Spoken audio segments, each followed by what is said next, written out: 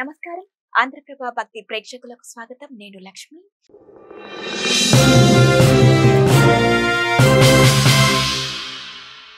మనకు చాలా ధర్మ సందేహాలు ఉంటూ ఉంటాయి.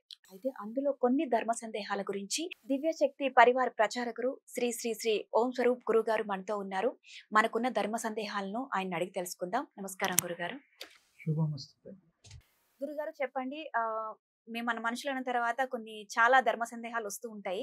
అందులో కొన్ని మాత్రం మిమ్మల్ని అడుగుతాను. మొదటి ప్రశ్న, ఆత్మ ప్రయాణం ఎలా జరుగుతుంది? ఆత్మ అనేటువంటిది మనకి విశేషమైనటువంటి దివ్యాత్మ, విశ్వాత్మ, ప్రత్యేగాత్మ, ఇలా కొన్ని పేర్లు ఉన్నాయి. విశ్వాత్మలోంచి ఈ ఆత్మలు వెలువడ్డాయి, బహిర్గతం కాబడ్డాయి. వాటి స్వస్వరూపాల్ని ఎంచుకుంటూ కోరుకుంటూ దానికి ఎవరికి ఏ ఇష్టమైనటువంటి రూపం కావాలో అవతారాలుగా మారి మానవ అవతారాలుగా, పక్షులుగా, పశుపత్యాలుగా, తర్వాత వృక్షాలుగా, రకరకాల జీవాలుగా అవి ఆవిర్భవించాయి, అవతరించాయి. ఇంకా లోతుగా చెప్పాలి అంటే విశ్వ ఆత్మ అనే దాని గురించి ప్రత్యేకంగా మనం విశేషంగా చెప్పుకోవాలి. నేను మరల దాని గురించి విశేషంగా విశదీకరిస్తాను. ఇప్పుడు అవి ఏవైతే ఆ సంకల్పాలు తీసుకొని ఈ యొక్క అవతారాలు, మానవ అవతారాలు, ఇదా చెప్పాను, వృక్ష అవతారాలు, జంతు అవతారాలు, సింహాలు, పులులు అన్నీ కూడా అవతారాలే. అవతారాలు అనే పదం ఈ మధ్యకాలంలో చాలా ప్రాచుర్యంలోకి వచ్చింది. ఎలాగంటే అవతార్ అనేటువంటి సినిమా ఒకటి వచ్చింది. ఫారినర్స్ తీశారు. అవతార్ 1, అవతార్ 2, అవతార్ 3 కూడా. అందులో వాళ్ళకి అవతార్ అనే పేరు పెట్టుకోవడానికి అది సంస్కృత పదం, అవతరించుట. నిజానికి వాళ్ళకి అది తెలియదు. కానీ మన వాంగ్మయంలోంచి, మన భారతీయతలోంచి ఆ పదాలు వారు నచ్చి తీసుకున్నారు. అవతరించడం అంటే మరి వాళ్ళకు కూడా దాని గొప్పతనం తెలుసు కాబట్టి డైరెక్ట్గా అవతారనే పెట్టేశారు. మనం కూడా దేవుళ్ళని ఇది 3వ అవతారం, మత్స్యావతారం, కూర్మావతారం, వరాహావతారం, కృష్ణావతారం, రామావతారం, విష్ణు అవతారం, శివావతారం, బ్రహ్మావతారం, లక్ష్మీ అమ్మవారు అవతారం, దుర్గా అమ్మవారు అవతారం, ఇలా కాళిక అవతారాలు అన్నీ మనం అంటే ఒక శక్తి రూపం దాల్చిన తర్వాత అవతరించుట అనేటువంటిది దాని అర్థం అన్నమాట. అంటే అవతారం అనేటువంటిది చాలా గొప్పది. దానికి కొన్ని సంకల్పం ఉంటుంది. దానికి ఒక ఉద్దేశపూర్వకంగా ఈ యొక్క జన్మని తీసుకుంటుంది. అదే ఈ ఆత్మ ప్రయాణాల్లోని భాగంగా ఉంటుంది అనమాట. తేలిగ్గా అర్థమయ్యే రీతిగా చెప్పాను అనమాట. అలాగే గురుగారు, మరో ప్రశ్న, ఆత్మ శరీరాలను ఎందుకు మార్చుకుంటుంది? అది ఒక శరీరంలో అనుభవాల కోసము, గత జన్మలో కొన్ని అనుభవాలు జరిగి మిగిలిన కొన్ని వాటి కోసం మరల జన్మలు తీసుకుంటూ అవి కంప్లీట్ అయ్యేంత వరకు జన్మలు తీసుకుంటుంది. అది ఒకటే లాంగ్గా ఒక 200-300 సంవత్సరాలు కూడా బ్రతికి కంప్లీట్ చేయొచ్చు. అది దాని ఇష్టమే. ఆత్మ స్వనిర్ణయము. ఆత్మ స్వనిర్ణయం తీసుకునే శక్తి కలిగినది. ఎవరు ఆర్డర్ ఇస్తే చేయదమ్మా. పలానా వాళ్ళకి దేవుడు లాంటి పిల్లలు, లక్ష్మీదేవి లాంటి అమ్మాయిలు పుడతారు. వాళ్ళు ఆ తల్లిదండ్రులు కోరుకుంటారు, పూజా పునస్కారాలు, వ్రతాలు ఇట్లాంటివన్నీ చేస్తూ ఉంటారు. సహజంగా మనం సమాజంలో చూస్తూ ఉంటాం. అంటే ఏమిటి? తల్లిదండ్రులు కోరుకునేటువంటిది ఏమిటయ్యా అంటే, నాకు మంచి వంశవృక్షము, మంచి సంతానము, ఇంటి పేరు నిలబెట్టడానికి వీలుగా అలాంటి తల్లుల్ని, తండ్రుల్ని వాళ్ళు కనడం కోసం ఎంతో మరి ఇష్టంతో దాన ధర్మాలు ఏమిటి అన్ని రకాలుగా చేస్తూ ఉంటారు, పూజా పునస్కారాలు ఏమిటి. సో వాళ్ళకి ఆత్మల్ని వాళ్ళు కనలేరు, శరీరాలు మాత్రం కంటారు. అది జెనెటిక్గా పూర్వజన్మ 7 తరాలు 3 తరాలు అని మనం అనుకుంటూ ఉంటాం. అవన్నీ కూడా ఏంటంటే ఆ జన్మల్లో వాళ్ళ కోరికల్ని వాళ్ళు పూర్తిగా సశేషంగా విశేషంగా చేయకుండా మిగిలిన వాటిని మరల కంప్లీట్ అయ్యేంత వరకు జన్మలు ఉంటాయి. అది ఆత్మ ప్రయాణం లాంటిది అనుకోండి, జన్మలు తీసుకోవడం అనుకోండి, శరీరాలు మార్చుకోవడం అనుకోండి, దేహాలని మార్చడం అనుకోండి. సింపుల్గా చెప్పాను. అందుకని అవి వచ్చేసి ఆ పనులు చేసేసుకొని అవి వాటి దారిని అవి మళ్ళీ ఊర్ధ్వలోకాలకి వెళ్తాయి. అది. అలాగే మరో ప్రశ్న గురుగారు, సంచిత ఆదాములు అంటే ఏంటి అసలు? అది సంచితాలంటే పూర్వజన్మ సంబంధించింది. అవి కంటిన్యూషన్గా రావడాన్ని, ఈ జన్మలో తీసుకునే దాన్ని అవి సంచితాలుగా చెప్పబడతాయి. ఆ రావడాన్ని అన్నమాట. ప్రీవియస్వి ఏ వచ్చినా కూడా అంటే గుర్తుకు రావడం, కాదు, మరల చేయడం. ఆ జరగడం, చేయడం. చెయ్యడము అది ఫలం ఉంటుంది. పుణ్య ఫలాలు, పాప ఫలాలు కూడా అనుభవించాల్సిందే. కొంతమంది రోగంతో బాధలు పడుతూ ఉంటారు, ఆరోగ్యాలు బాగుండవు, ఆయనకి తెలిసి ఏ తప్పులు చేయరు, కానీ శరీరం ఇబ్బంది పడుతూ ఉంటుంది. అంటే అది పూర్వజన్మ ఇబ్బందులు వచ్చిన ఇవన్నమాట. అంటే సంచితాలు, అంటే అవి ట్రాన్స్ఫరబుల్ అవుతాయి. ఇప్పుడు ఎలాగైతే మనం ఎవరికైనా అప్పు ఉన్నాం అనుకో, 1,00,000 రూపాయలు అప్పు ఉంటే వాడు జామీన్ ఇస్తాడు. అసలు తీసుకున్నాడు ఇవ్వకపోతే జామీన్ ఇచ్చినవాడు పట్టుకుంటారు, కోర్టుకు పోతారు. ఆ మనిషి చనిపోతే పిల్లలు కట్టాల్సి వస్తుంది, సంతానం. ఇది సహజంగా ఇప్పుడు మనం చూస్తున్నాం. అలాగే ఈ ఆత్మ ఒక దేహాన్ని తీసుకున్నప్పుడు ఆ దేహంలో ఎన్ని రోజులు ఉండాలో అదే నిర్ణయించుకుంటుంది. దానికి అక్కడ అస్ట్రాలజీ పనిచేయదు. అస్ట్రాలజీలో ఇన్నాళ్ళు ఉంటాడు, ఇన్నేళ్ళు ఉంటాడు, ఇలా ఇలా పెళ్ళిళ్ళు అవుతాయి, పిల్లలు ఇలా పుడతారు అని అస్ట్రాలజీగా ఉంది, ఆ శాస్త్రం ఉన్నది. కానీ ఆ సోల్ డిసైడ్ చేసుకునేటువంటిది మరి అందులో కూడా చెప్పబడదు.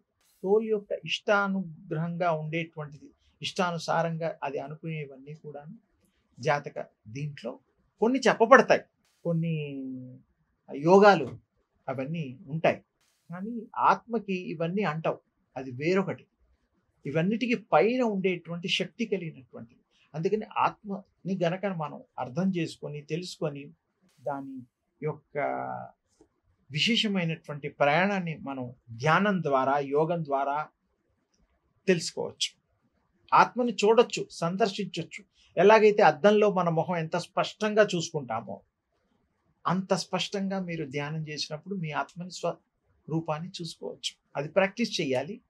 ఒక రోజులో 2 రోజుల్లో కాదు, ఓ మండలము, అర్ధ మండలము, 2 మండలాలు, అంటే 45 రోజులు మండల దీక్ష అంటూ ఉంటాం కదా, 40 రోజులు కొంతమంది చేస్తారు.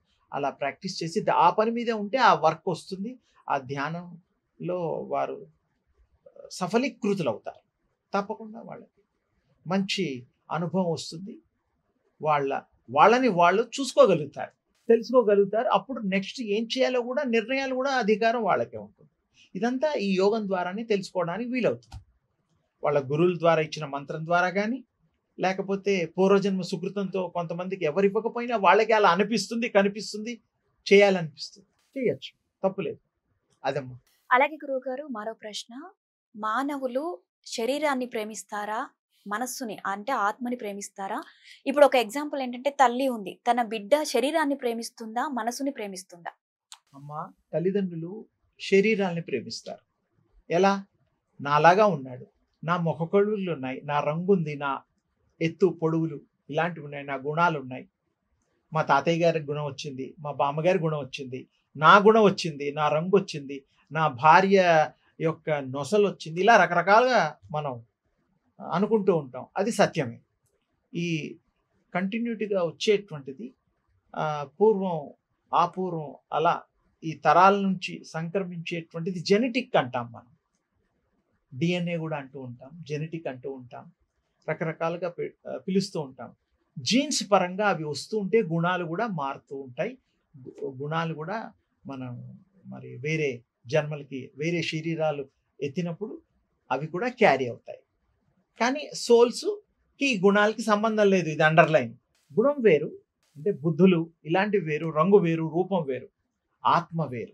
ఆత్మ వీటి అతీతంగా ఉంటుంది.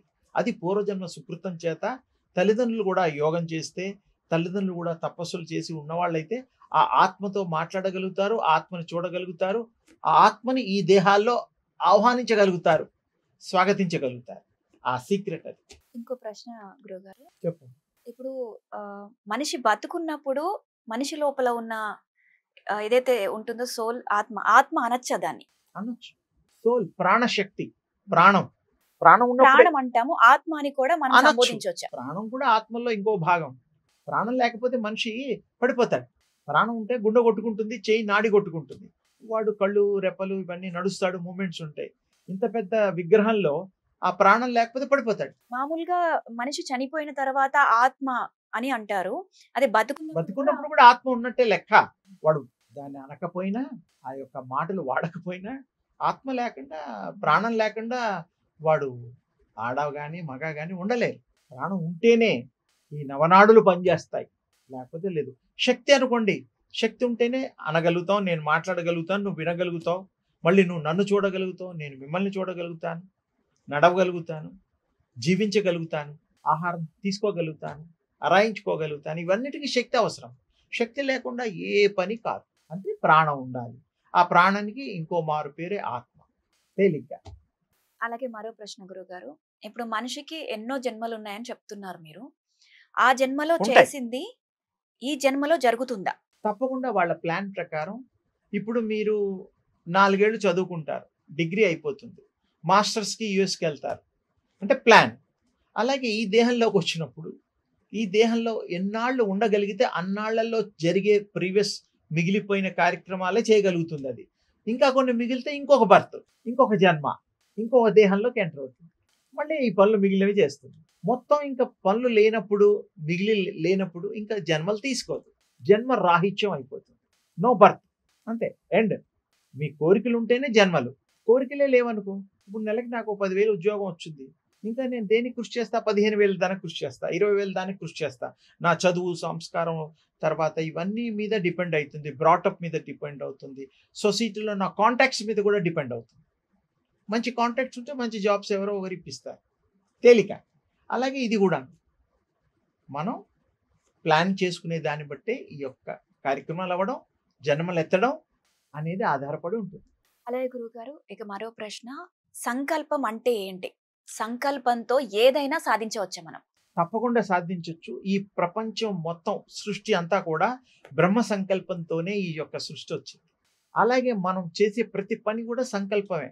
ఏది చేయాలన్నా, ఏది ఆలోచించాలన్నా, ఏది చేస్తున్నా దాని ముందు మనం అనుకుంటాం, ఇలా చేయాలి, దాన్ని డెవలప్ చేయాలి, అది చేస్తే ఈ లాభం ఉంటుంది, ఈ నష్టం ఉంటుంది అనేటువంటిది మనం సహజంగా ఆలోచిస్తాం, అంటే సంకల్పిస్తాం, అంటే ప్లాన్ అనుకోండి. సంకల్పంతోనే ఈ యొక్క సృష్టి ఎలాగైతే బ్రహ్మవారు చేశారో, ఈ మానవ దేహంలో వచ్చిన తర్వాత కూడా ప్రతిదీ సంకల్పమే. చదువు సంకల్పమే, పెళ్లి సంకల్పమే, పిల్లలు సంకల్పమే, వ్యాపారము, అన్నీ సంకల్పాలే. ఇల్లు కట్టుకోవడం కూడా సంకల్పమే, ప్లాన్. ఓ 4 ఏళ్ల తర్వాత ఇల్లు కట్టుకుంటాం, ఇప్పటి నుంచి డబ్బులు జమ చేసేస్తుంటాయి, అంతే కదా. సంకల్పంలో ప్రతిదీ సాధ్యమే. దాని చాలా కృషి అవసరం. తప్పకుండా ఆ కృషి వల్ల, సంకల్పం వల్ల వారు చరితార్థులు అవుతారు, లాభపడతారు, గొప్పవారు అవుతారు. సొసైటీలో మంచి పేరు ప్రఖ్యాతులు తెచ్చుకోవడానికి ఈ సంకల్పం చాలా ఉపయోగకరమైనటువంటిది, ఉపయోగపడుతుంది. అదమ్మా.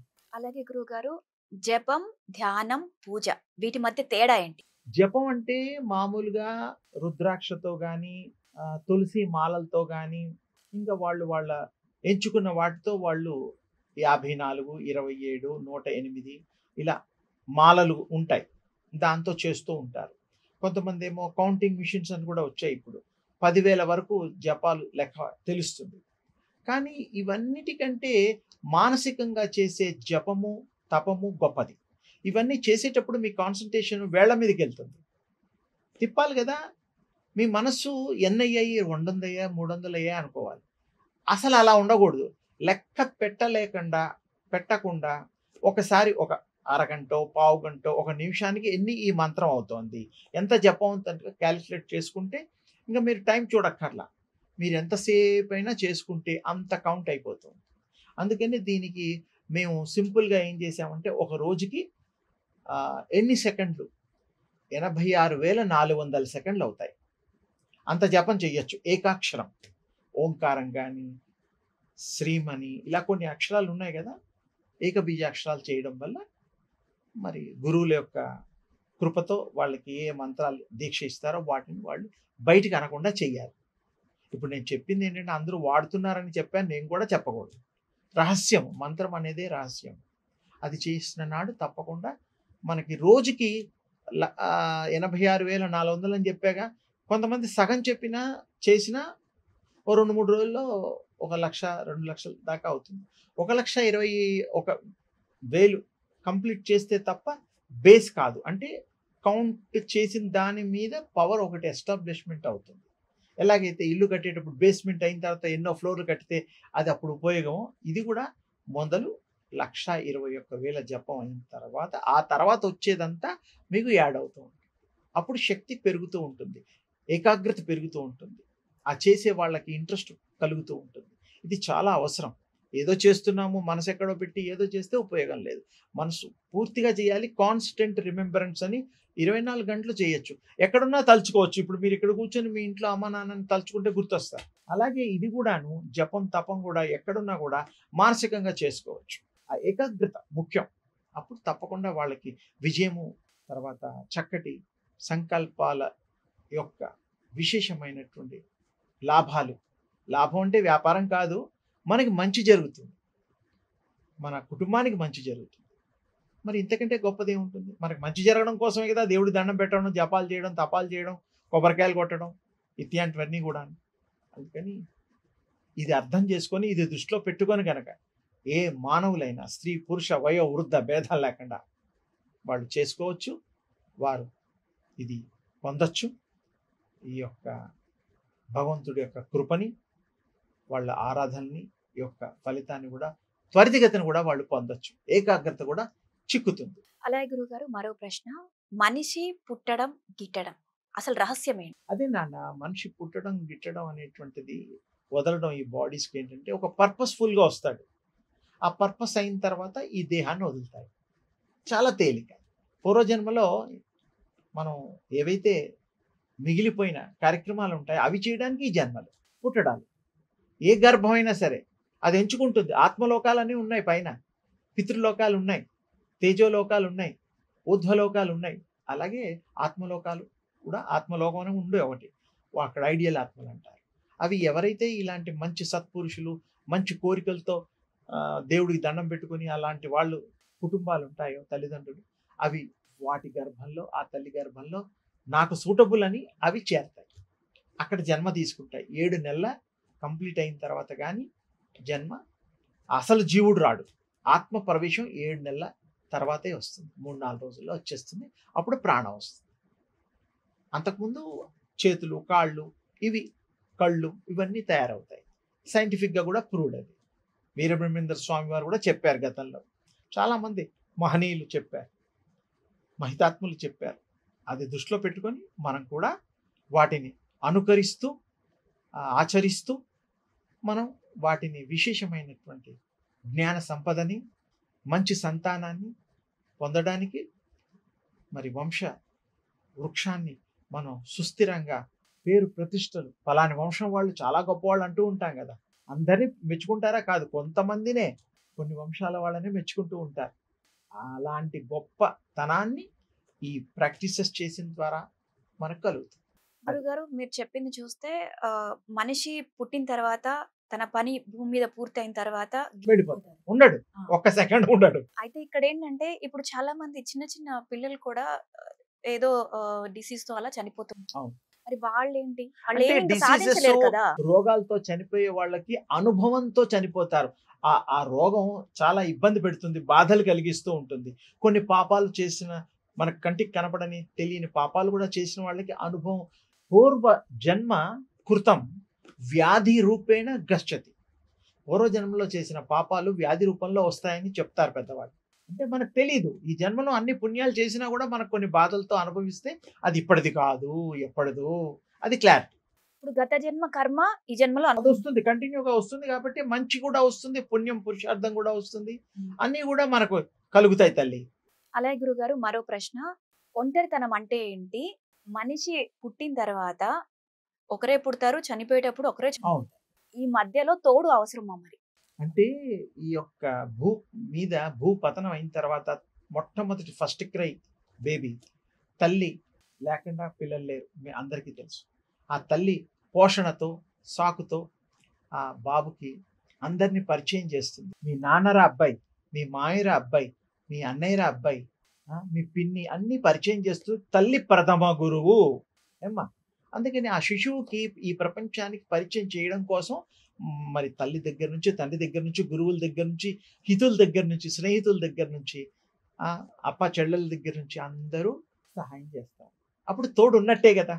కానీ వచ్చేది మాత్రం ఒక్కరే, వెళ్ళేది ఒక్కరే. వెళ్ళేటప్పుడు ఈ తోడు ఎవరు రారు. ఆ శ్మశానం దాకా వస్తారే కానీ వాళ్ళతో పాటు ఆ పైలోకాలకు వెళ్ళరు. పుట్టినప్పుడు కూడా వాడు ఒక్కడే వస్తాడు. పెరిగేటప్పుడు ఈ సొసైటీలో సంఘ జీవనం చేసేటప్పుడు మాత్రమే తోడు. అలాగే ఆలోచనలు కూడా వాడే ఆలోచించుకుంటాడు. తోడు ఉండదు ఆలోచనలకి.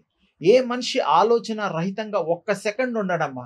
నిద్రపోయినా ఆలోచనలు వస్తాయి, కూర్చున్నా ఆలోచనలు వస్తాయి, ఏ పని చేసినా ఆలోచనలు వస్తాయి. ఆలోచన ఆగిపోయిందంటే వాడు ఈ భూమి మీద లేనట్టే లెక్క, డెడ్. చూస్తున్నా కదా. అందుకని ఆలోచన పర్వం గొప్పది. తర్వాత ఈ యొక్క ఏకాగ్రత, ఏకత్వం, మీరు అడిగినది, ఒక్కరిగా వస్తాడు ఒక్కరిగా వెళ్తాడు. అది సత్యం, అది కనబడేది నిత్యం. అది ఒప్పుకోవాలి ఎవరైనా. పెరిగేటప్పుడు, జీవితం ఉండేటప్పుడు, పోయేదాకా అందరూ కావాలి. మనం చూస్తున్న సత్యం, దాన్ని కాదనలేం కదా. అది కూడా మళ్ళీ పూర్వజన్మ సుకృతం చేతే ఫ్రెండ్స్ మంచివాళ్ళు, చెడ్డవాళ్ళు, కొన్ని మంచి జరగడాలు, జరగకపోవడాలు ఇవన్నీ ఉంటాయి. ప్రతి దానికి ఇంటర్లింక్. పూర్వజన్మకి ఉంటే లింక్ వస్తుంది. పూర్వజన్మలో అన్ని కంప్లీట్ చేస్తే ఈ జన్మే ఉండదు.